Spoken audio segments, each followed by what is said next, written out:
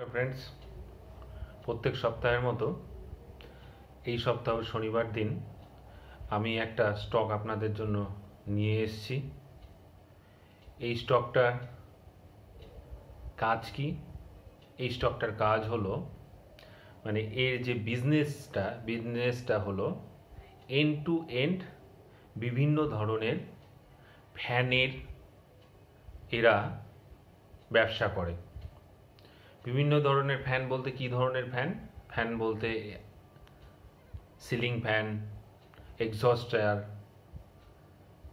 তারপর পিডেস্টাল ফ্যান, এরকম ধরনের ফ্যান এরা ম্যানুফ্যাকচার করে এবং ম্যানুফ্যাকচার করে ডাইরেক্ট এরা সেল করে।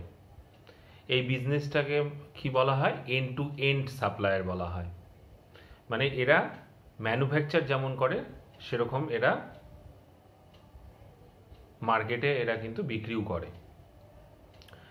তো এই কোম্পানিটা আমরা যে বিভিন্ন ধরনের ফ্যানের কোম্পানিগুলো দেখি, কম্পটন, হ্যাভেলস, তো এদের কম্পটন, হ্যাভেলস এই সমস্ত কোম্পানিগুলোর ফ্যান ছাড়াও অন্যান্য বিজনেস আছে, কিন্তু এই কোম্পানিটা এখনো পর্যন্ত তাদের বিজনেসটাকে ফ্যানের সঙ্গেই কিন্তু রিলেটেড করে আছে। কারণ এরা ফ্যানই ম্যানুফ্যাকচার করে, বিভিন্ন ধরনের ফ্যান এরা ম্যানুফ্যাকচার করে এবং মার্কেটে এরা সেল করে। এই বিজনেসটা আমার এই কোম্পানি স্টাডি করতে গিয়ে আমি যা দেখলাম, এই কোম্পানিটা কিন্তু ভবিষ্যতে কম্পটন, হ্যাভেলস, ওরিয়েন্ট এই ধরনের কোম্পানির মতো কিন্তু প্যারালাল চলে আসার সম্ভাবনা খুব প্রবল। কারণ এরা যে কোম্পানির যে ম্যানুফ্যাকচারটা, সেই ম্যানুফ্যাকচারটা যেরকম ভার্সেটাইল, অনেক দিকে স্প্রেড করেছে, এটা হ্যাভেলস, কম্পটন এরা কিন্তু একদিনে করেনি। এরা কিন্তু দীর্ঘদিন ব্যবসার মধ্যে থেকে তাদের উইংসগুলো কিন্তু এরা বাড়িয়েছে। এরাও কিন্তু তাদের বিজনেসটা স্টার্ট করেছে বিভিন্ন ধরনের ফ্যান দিয়ে।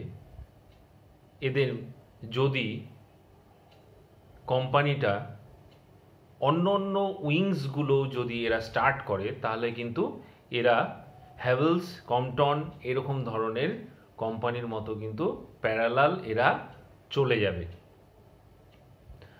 তো এদের কম্পিটিশনের মধ্যে কিন্তু এরা এই কোম্পানি কিন্তু ঢুকে যাবে। তো বন্ধুরা, আপনারা সবাই জানেন যে আমি যেহেতু এখন ফ্যানের কথা বলছি, আপনারা হয়তো প্রশ্ন করতে পারেন, ফ্যানের সময় তো শেষ, এখন তো সব এসি চলছে। সব ঠিক আছে, এসি চলছে, ঠিক আছে। আমরা যারা মধ্যবিত্ত বা উচ্চবিত্ত তারাই কিন্তু এসি ব্যবহার করছি। অনেক মানুষই আছে যারা কিন্তু এসি এখনো পর্যন্ত ব্যবহার করতে পারে না, তারা কিন্তু ফ্যানের ওপরেই নির্ভরশীল।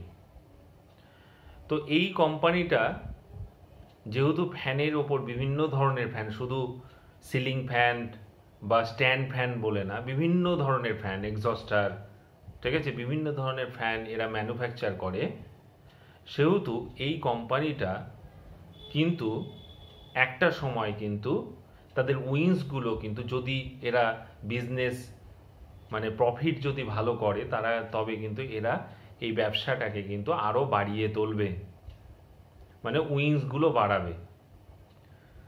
তো এই কোম্পানিটার মার্কেট ক্যাপ যদি দেখা যায়, তাহলে এর মার্কেট ক্যাপ আছে 2,418 কোটি টাকা, আর কারেন্ট প্রাইস আছে হলো 180 টাকা, আর এর হাই লাগিয়েছিল 202 টাকা। বন্ধুরা, আপনারা এর যদি চার্টটা দেখেন, তবে দেখবেন যে প্রফিট বুকিংয়ের জন্য যে বিভিন্ন ধরনের কোম্পানি, বড় বড় কোম্পানিগুলো যেগুলো প্রফিট বুকিংয়ের জন্য নিচের দিকে নেমে গিয়েছিল, এবং এখন সেই স্টকগুলো আবার ওপরের দিকে ওঠার চেষ্টা করছে, এই স্টকটা কিন্তু যে প্রফিট বুকিং যখন হচ্ছিল সেই সময় কিন্তু নিচের দিকে নামেনি। এর যদি চার্ট দেখা যায়, ডেইলি চার্ট যদি দেখা যায় তবে দেখা যাবে যে সময় প্রফিট বুকিং হচ্ছিল সেই সময়ও কিন্তু এই স্টকটা কিন্তু ওপরের দিকেই উঠছিল, মানে হায়ার হাই লাগাচ্ছিল, এখনও তাই করছে। তো যদি আমি এর ফান্ডামেন্টাল দেখি তবে এর কিন্তু কোয়ার্টারে কিন্তু সেলস কিন্তু ইনক্রিজ করছে এবং ইয়ার অন ইয়ারেও কিন্তু সেলস ইনক্রিজ করছে। তো কোনো একটা কোম্পানির যদি সেলস ইনক্রিজ করে এটা কিন্তু পজিটিভ দিক, আপনারা জানেন সবাই।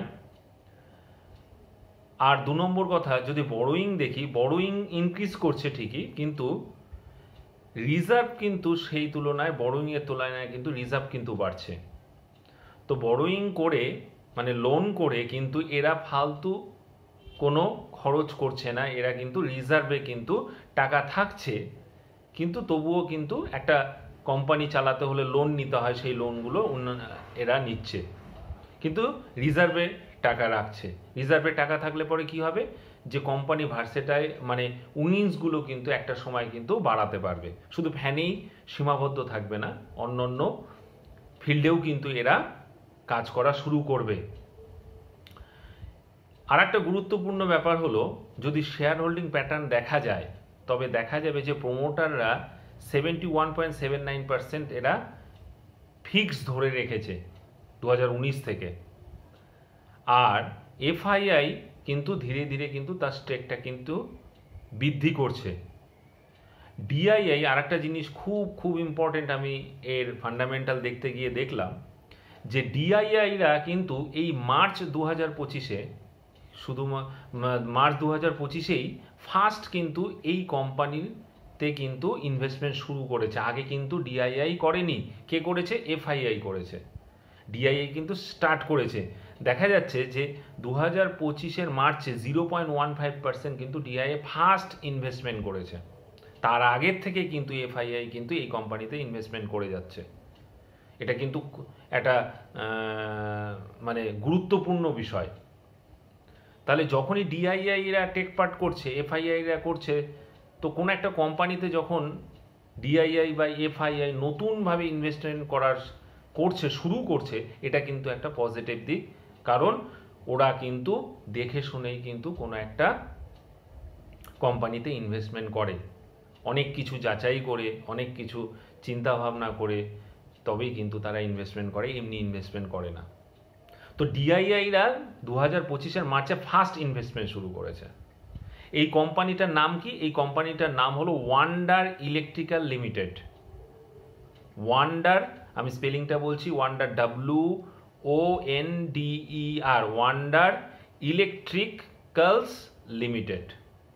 লিখে নিন, ওয়ান্ডার ইলেকট্রিক্যাল লিমিটেড। এর এখন মার্কেট প্রাইস চলছে হলো 180 টাকা। আর এই প্রাইসটা যদি নিচের দিকে নামে তাহলে এসআইপিতে কখন নিতে পারবো, সেই ফার্স্ট এসআইপিতে আমরা নিব হলো ফার্স্ট ইনস্টলমেন্টে নিব 160 টাকায় আসলে পরে নিব, তারপর 143 টাকায় আসলে নিব, তারপর 126 টাকায় আসলে নিব।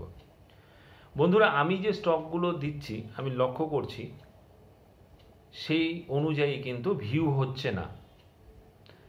আমি যে স্টকগুলো দিচ্ছি সেটা কি করছি, বিনা পয়সায় দিচ্ছি বা ফ্রিতে দিচ্ছি বলে হয়তো আমার ভিউ হচ্ছে না। কিন্তু বন্ধুরা, আমি আপনাদের বলছি, আমি যে স্টকগুলো দিচ্ছি এই স্টকগুলো নিয়ে কিন্তু আমি বছরের শেষে আমি কিন্তু আবার আলোচনা করব যে স্টকগুলো কেমন কাজ করছে, কত পার্সেন্ট রিটার্ন দিয়েছে, তখন কিন্তু আপনারা বুঝতে পারবেন যে আমি যে স্টকগুলো দিচ্ছি সেই স্টকগুলো নেওয়াটা কতটা জরুরি। তো আমার যে স্টকগুলো আছে সেগুলো আপনারা পোর্টফোলিওতে রাখুন। আমার ভিডিও ভালো লাগলে পরে লাইক শেয়ার করুন, সাবস্ক্রাইব করুন, তবেই কিন্তু আমার এই কাজের কিন্তু আমি দাম পাবো। আপনারা ইনভেস্টমেন্ট করুন, তাতে কিন্তু লস হবে না। আমি যে স্টকগুলো বলছি সেই স্টকগুলো পোর্টফোলিওতে রাখুন, আমার ভিডিও সাবস্ক্রাইব করুন, লাইক করুন, শেয়ার করুন, এটুকুই আমার চাওয়া, আর কিছুই না। যেহেতু আমি ফ্রিতে দিচ্ছি, এরপরে কিন্তু এই চ্যানেলটা বা এই জিনিসটা কিন্তু আর ফ্রিতে থাকবে না। যতদিন মনে হচ্ছে আমার ততদিন আমি আপনাদের তুলে ধরছি। নমস্কার। ভালো থাকবেন, সুস্থ থাকবেন।